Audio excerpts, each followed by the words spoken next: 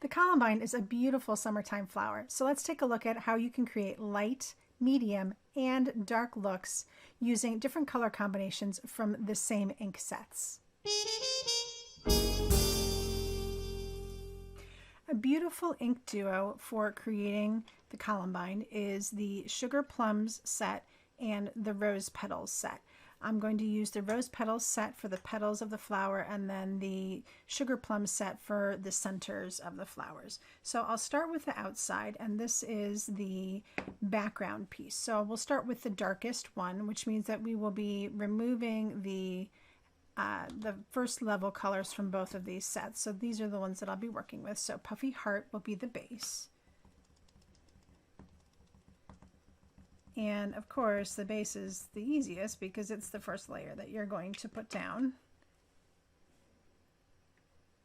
So go ahead and get that layer. There we go. And then I will move into Purple Wine for the second layer. Now the second layer really lays right on top, and you'll see that it matches up on these front lines here. So right here and right here. So we'll do Purple Wine.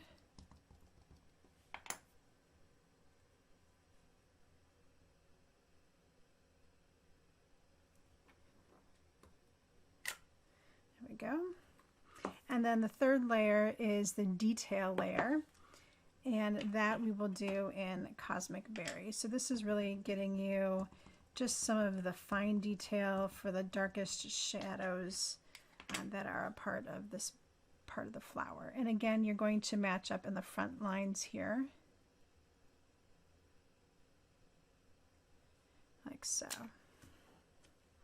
All right, so that is it for the Rose Petals group, and then I will move on to the Sugarplums for the center section.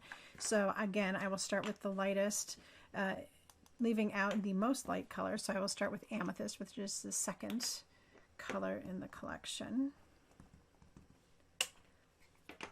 And this fits in to the space that's left over, so it's kind of like a jigsaw puzzle. That. All right, and then the next color will be Grape Agate, and so this is a first detail layer. And in lining this up, I'm really trying to make sure that I'm leaving this white space in the center. That's where the detail for the stamen is going to go.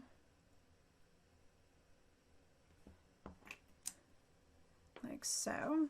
And then the final layer will be in Plum. And this is the super detail layer, and this helps bring out the line here to really make it look three-dimensional.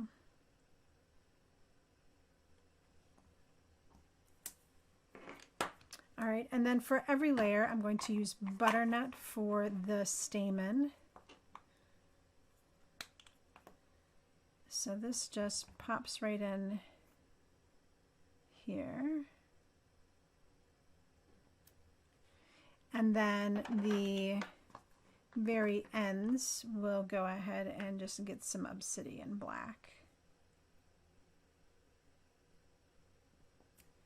Like so. So this is the darkest look of the three. Let's move on to the medium look.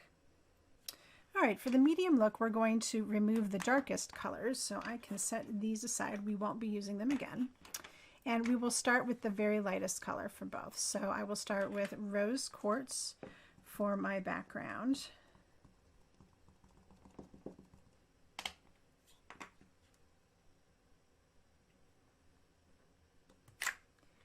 And then my second layer will be Puffy Heart.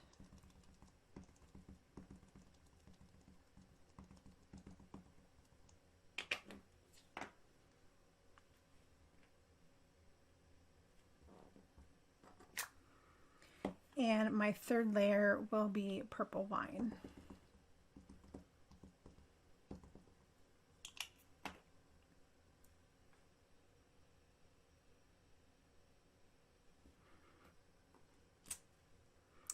All right, and then on the inside, our lightest one will be pale mauve.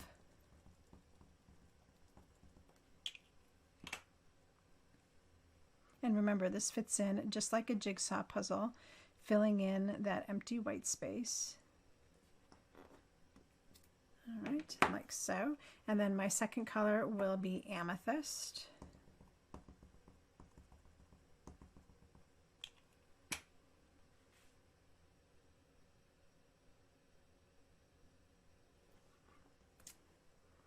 And then my third color will be grape agate.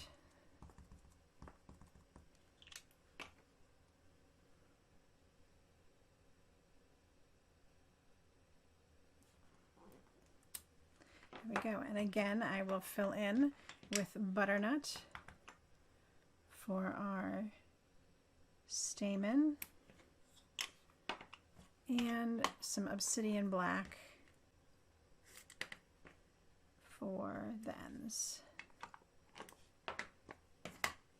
All right, so that is the second lightest look. For our third take, we're going to pull out the third darkest colors. So these guys are going to move out of the way, and I'll only be using these two. And that also means that we will be getting rid of the base layer for both of these, which means that it's actually kind of quicker to stamp. So I'll be going for the first detail, and I will start that with rose quartz.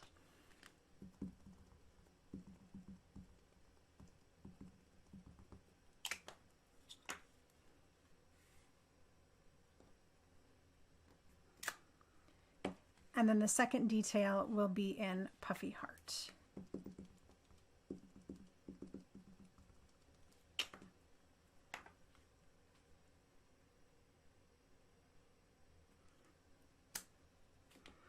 All right, and then moving on to the insides, the first detail will be done in pale mauve. And because we don't have the background piece in place, make sure that you're lining up using this left side edge, and make sure that it lines up against this left side edge. And that will, and this little V in here will line up to the V here. And that will help you to make sure everything is in place. Just like so. And then our second detail will be done in amethyst.